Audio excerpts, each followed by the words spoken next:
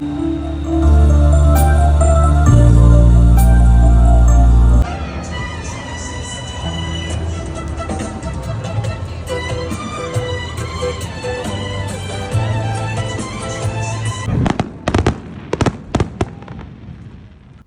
वालेकुम। क्या हाल चाल है आप सब लोगों के? मैं भी बिल्कुल ठीक ठाक हूँ और उम्मीद करती हूँ आप लोग भी सब बिल्कुल ठीक ठाक होंगे। तो जनाब, आज की जो वीडियो है इट्स नॉट फूड और रेसिपीज़ रिलेटेड। ये हम लोग गए थे ग्लोबल विलेज। आजकल इसका सीज़न बस ये लास्ट वीक चल रहा है, तो बस हम लोग ने सोचा कि ग्लोबल विलेज का एक दफ़ा चक्कर लगा लिया जाए ताकि इन्जॉय कर रहे हैं। उसके बाद फिर अक्टूबर में जाके दोबारा खुलता है, रीओपन होता है। 18 मई इसकी लास्ट डेट है, क्लोजिंग डेट है। तो हमने कहा चलो अब आखिरी दिनों में भी एक चक्कर लगा लिया जाए। तो ये बहुत ही वर्सेटाइल जगह है, बहुत मज़ा आता है यहाँ पर। लेकिन ये आप खुला टाइम लेकर जाएँ यहाँ जाने के लिए, तो यानी पूरा दिन तो आपका स्पेंड हो जाता है। तो ये आप इस तरह रखें कि आप अर्ली अगर इवनिंग में स्टार्ट करें और उसके बाद दरमियान में खाना पीना भी चलता रहे। आप बैठ जाएँ, थोड़ी देर रेस्ट करें और डिफरेंट स्टॉल्स को एक्सप्लोर करें।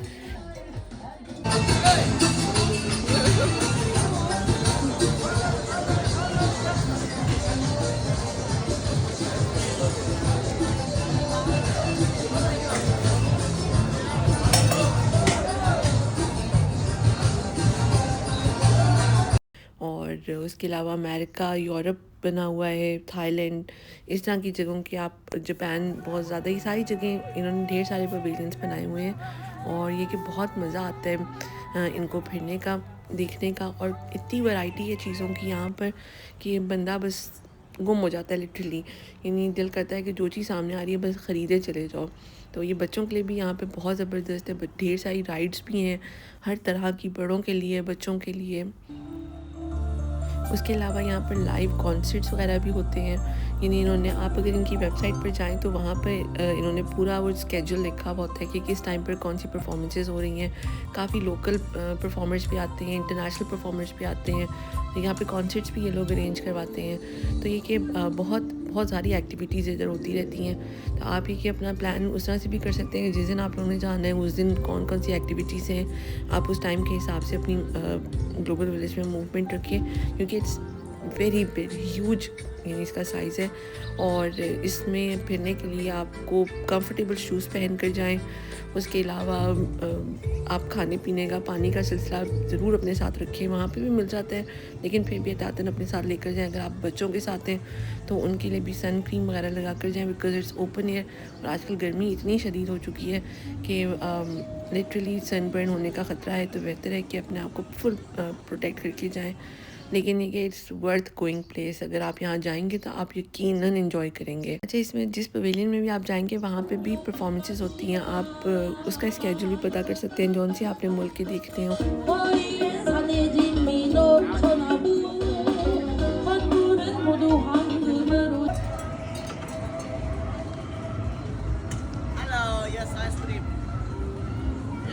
एवरी 2 to 3 आवर्स ये लोग परफॉर्म करते हैं। वो भी बहुत एक्साइटिंग होता है कि आप शॉपिंग कर रहे हैं, साथ आप एक कॉन्सर्ट भी देख रहे हैं। हर मुल्क की रिप्रेजेंटेशन है वहाँ पर।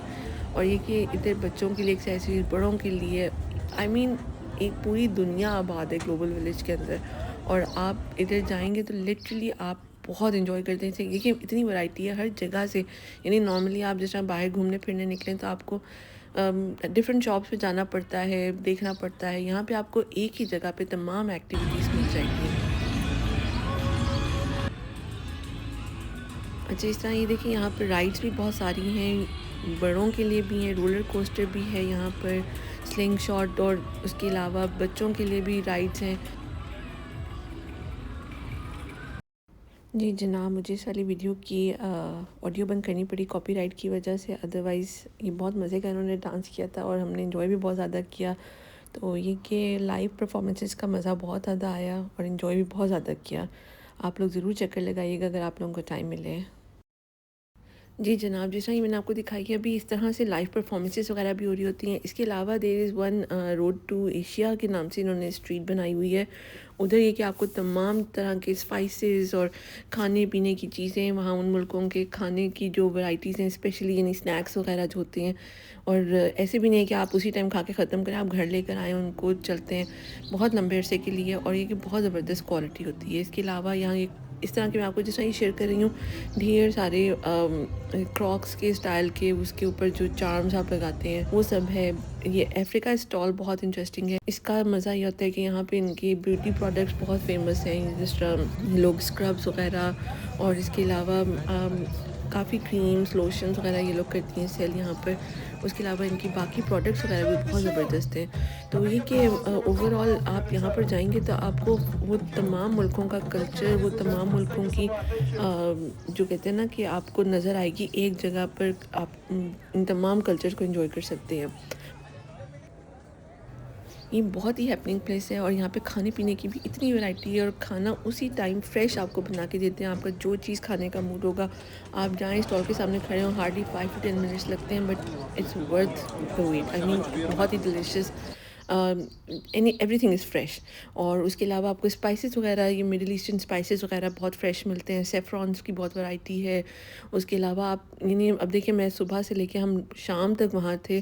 सुबह आई मीन दोपहर 4 बजे इसका ओपनिंग टाइम होता है, तो 4 बजे से लेके हम लोग तकरीबन 11-12 बज गए थे हम लोगों को। And it was so much fun कि हम लोगों ने बहुत बहुत बहुत ज़्यादा इन्जॉय किया है। और ये अब सनसेट के बाद का टाइम है, इसमें लाइट्स वगैरह ऑन हो गई थी और इसका वो view change, it was amazing. जी, तो ये एक और लाइव परफॉर्मेंस आपके साथ शेयर करी। आप म्यूज़िक एंजॉय करें, ये बहुत ही खूबसूरत म्यूज़िक यहाँ पे बज रहा था।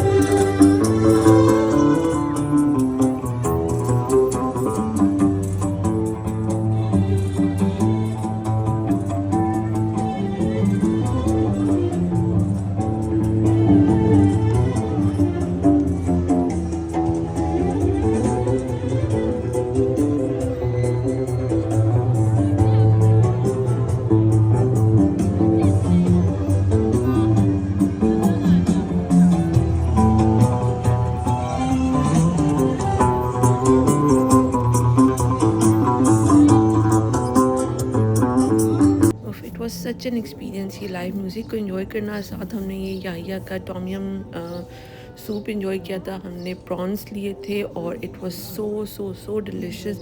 बस ये क्या आप इसमें स्पाइस का लेवल ज़रा लो रखें तो मज़ा आएगा और ज़्यादा। और उसके अलावा ये देखिए, लाइव परफॉर्मेंसेस ऐसे भी चल रही थी। मैं फिर थोड़ा सा आपको बैकग्राउंड म्यूज़िक के साथ ताकि आप इंजॉय कर सकें।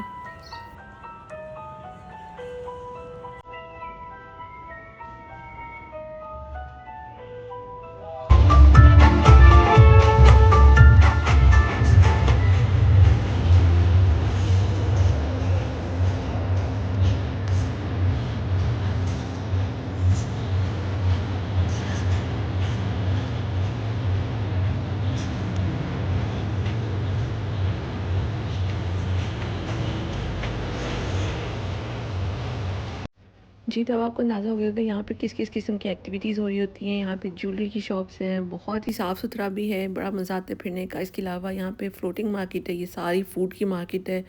हर वैरायटी का खाना यहाँ पर मौजूद है। खाने के में हमने ये मैंगो जूस, मैंगो पैशन कुछ लिया था।